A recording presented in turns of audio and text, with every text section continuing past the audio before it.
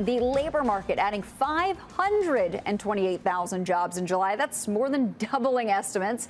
The unemployment rate fell to 3.5%, a level not seen since before the pandemic. But is the good news good news? Markets closed well off their lows of the day, but were largely flat as investors try to make sense of what the report means for the Fed. Also on the radar, next week's big CPI report. That comes out on Wednesday. So as we put earnings season behind us-ish, how do we expect markets to trade around these numbers? Guy, just last night we were trying to figure out what the number was going to mean when it came out today, whether it was strong or not. That jobs number was very strong, but I'm still not sure that we know what it means. What do you think? Yeah, well, if you had told me last night, Courtney, you say, Guy, the job numbers are going to come out north of 500,000. What's the S&P going to do? I'd said it'd be down easy 50 handles, if not more, given the run we had. Obviously, that didn't happen. I would have said that because this makes the Fed's job that much more difficult. And I think anybody that thought the Fed was going to pause would probably have to take a little bit back, take a step back, given this jobs number. It didn't happen today. We'll see what happens next week. But again, I think it's great for our fellow citizens. I don't think it's particularly good for the stock market. Tim, what do you think? If the Fed doesn't pause, does it mean they go 0.75% again for that rate hike? What does this mean? I mean, more than 500,000 jobs? Handicapping the Fed is been an absurd science, even though it's been relatively predictable. And if you look at Fed Fund futures, July 28th, I think we were down to 316 on March 23 expectations of where Fed funds rate. They're back up to 365. We've had a massive move. A lot of that came today, half of that move. But again, the market is effectively, since the Fed rhetoric that began after the Powell, you call it dovish, I call it hawkish comments of last week, but this week we certainly got more hawkish Fed comments. We've priced in another 50 bips after today's payroll number. What's it mean for the market? Well, I think good news is good news here. I think it's also just ratification. We all know it's backward looking, much like second quarter earnings were backward looking, but they're all pretty much in sync here. We didn't hear anybody talking about the consumer being dead or rolling over. And in fact, even on guidance, that was not really the issue. So I think it's relatively good news. Look, the VIX was down today on a day when, again, you've introduced more Fed, not less Fed. And that, to me, is pretty good for the market. But as Guy pointed out, semiconductors, which I like to point to, have rallied 28%, 29%. We're down very small today. I think that the challenge right now, frankly, is to see rates continue to push higher. And I think we probably, a few of us may be in that camp, too. I think, have we been at peak rates? Very possibly.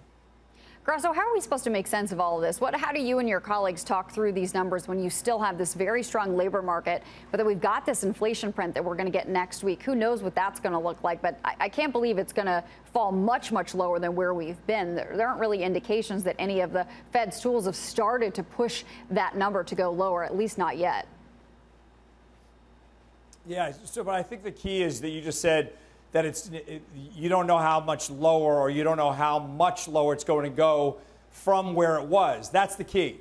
We have to get to peak inflation. If we can get to peak inflation, you can get to peak Powell. So I don't know. Everyone talks about Powell taking a pause.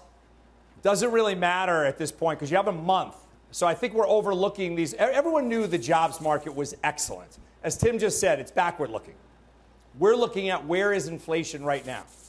If you could make the case that inflation has peaked, then you could make the case that he has to pause. The problem is Powell's job is to crush demand. That jobs number is not crushing demand. So he has to go further than the market would like him to go. This isn't about whether we're in a recession now, Court.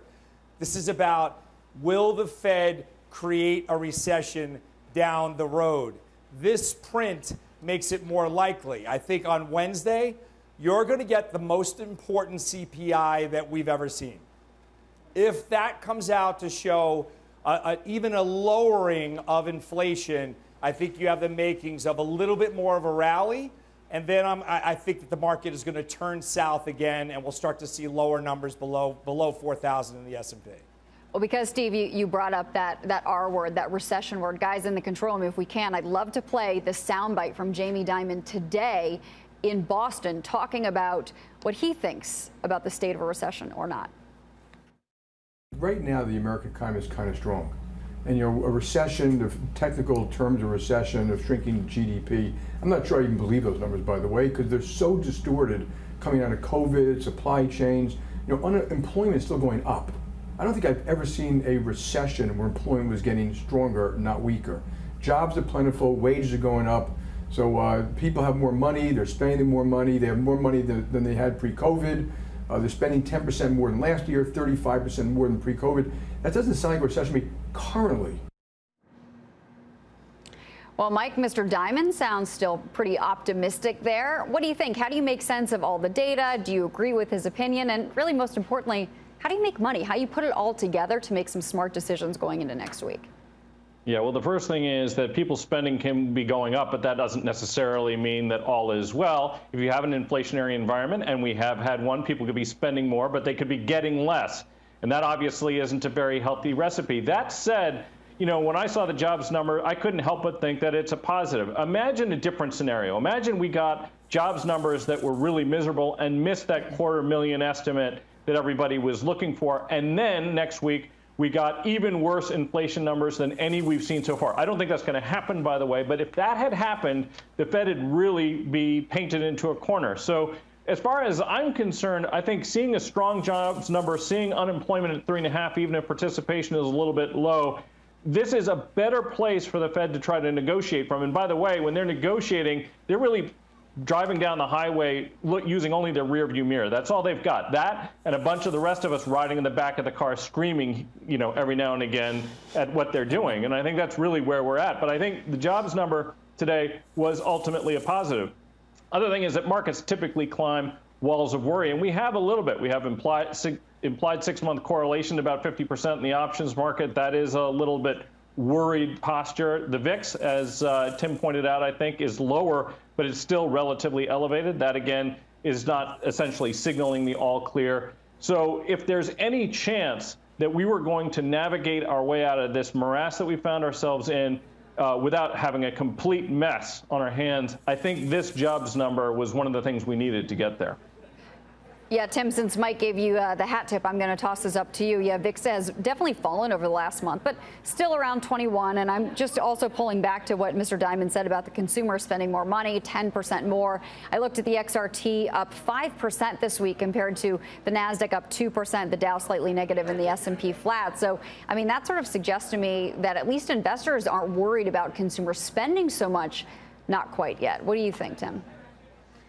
I'm recapping retail earnings, and you're the guru, and Mike's the VIX guru. So I'll defer to both of you on this. I actually think that the VIX is too low here, considering the risks out there. And I think, I'm kind of surprised that we're as sanguine as we are. I understand why the VIX was actually moving lower as growth headwinds were coming in, and it seemed like we were getting less Fed. I would think the VIX should be higher. But, retail, what we heard out of some of the biggest retailers in the world was, yes, there was a shift in the product mix. There were certainly hard lines were under pressure, et cetera, et cetera. But we weren't hearing that their consumer was dead. We were hearing that their margins were under pressure, and that they had awful inventory issues that I think are things that we will navigate through. And if anything, I think we've pushed these guys around. And I mean, certainly Walmart, but Target and some of the other big hardline stores, big box, very hard here when I don't think that their inventory issue is something that's systemic. I just think it's one-off.